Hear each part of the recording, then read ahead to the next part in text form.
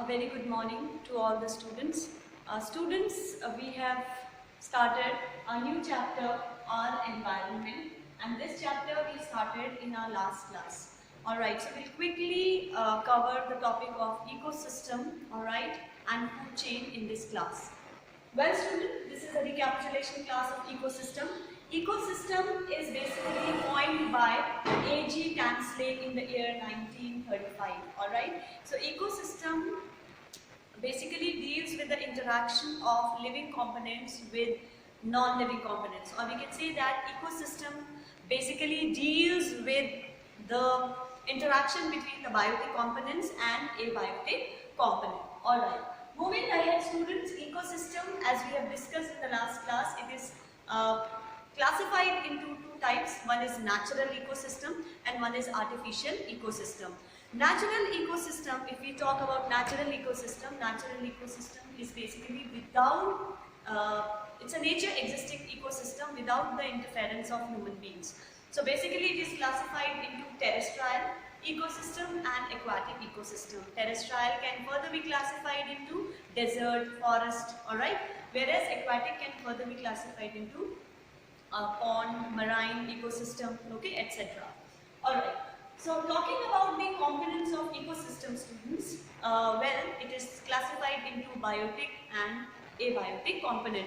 As I have said, biotic component means living components, alright, it includes the living components, and abiotic components includes the non-living components. When I say living components, so basically we discuss about plants, okay, then we discuss about animals, microbes and human beings. All of them together constitute biotic components. Okay, so when we discuss about biotic components, we know that all living organisms are interconnected with one another by various mechanisms. So we can say that these plants are interdependent on animals, plants are interdependent on microbes, alright, and we are also interdependent on all these living components, living organisms. So based on the basis of food they consume, the different living organisms can further be classified into three categories. The first one is producer, second is consumer, and the third one is decomposers. Again, nothing new, we are already aware of all these terms, we have studied about them in our junior classes. When we discuss about producers, well student, producers basically are typically a green plant, alright, they are green plants, and the other organism, they particularly possess chlorophyll pigment, alright. And the function of chlorophyll, as we know that it traps the radiant energy of the sun and it produces the organic compound. They are basically known as autotrophs, alright. Moving ahead, these producers, example is green plants and the blue-green algae. Now, consumers are dependent on producers. So, these are dependent on these producers for their nutritional requirement. Alright. Now, once they are dependent on them, they are called heterotrophs. They are further divided into herbivores, carnivores, omnivores. Herbivores, as we have discussed, herbivores, they eat all the green plants. Okay, they are the primary or the first order consumers. They directly feed on producers. So they are considered as primary consumers. Alright. Then all the animals, grazing animals, they are basically example of herbivores. Moving ahead, we have carnivores. Carnivores are basically the animals that feed on other animals. So the carnivores which feed on herbivores, we consider them as secondary consumers or second order consumers. Alright, and the last one is omnivores.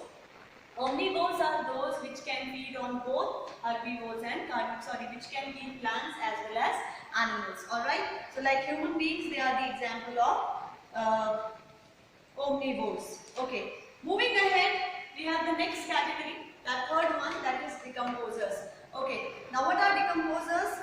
They are the organism which plays a very, very important role in formation of or degrading the organic matter. Okay, because they feed directly on the dead organic matter. They break down the remains of dead animals. Alright, so they are also called as scavengers or saprobe because they are useful in decomposing waste from the ecosystem, and they play a very important role in the recycling of nutrients. They play a very important role in the recycling of nutrients. Alright. Moving ahead, we have abiotic components. Abiotic components, which are the non-living components, they are classified into further. Examples are light, temperature, atmospheric gases, wind and water. So these are basically abiotic components. Light, when we talk about light energy, it is the primary source of energy, alright, in nearly all the ecosystem. And we know that at the time of photosynthesis, when the plant prepare their food, everything rotates or starts from the light. Okay. Moving ahead, we have temperature. Temperature, the distribution of plants and animals is greatly influenced by the extreme in the temperature. For instance, during the warm season, temperature heats up the water body and the water evaporates and then it causes rain. So keeping water cycle in mind, we know that the temperature plays an important role. Other than that, the pattern of rain also affects the growth of plants. So these are also directly proportional to the plant. Okay, so if temperature is more, of course we will have more amount of rain, and if rain is there, it is required for the growth of plants. Alright, moving ahead, we have atmospheric gases. We know that when we discuss about two atmospheric gases, say oxygen and carbon dioxide are exhaled by human beings, and these are taken by the producers of the plants. On the other hand, if we are going to give out oxygen, which is evolved after the process of photosynthesis, that is inhaled by human beings, okay, or animals. Coming to the wind carries water vapors which may condense and they fall in the form of rain. They also play an important role. We have studied the process of pollination, alright, or the seed dispersal. There also wind plays an important role, alright. And the last one is water. We know that water, plants and animal habitat, they vary from entirely aquatic environment. The water is essential for our survival, alright, and especially if we talk about desert areas. Okay, now let us talk about food chain. Food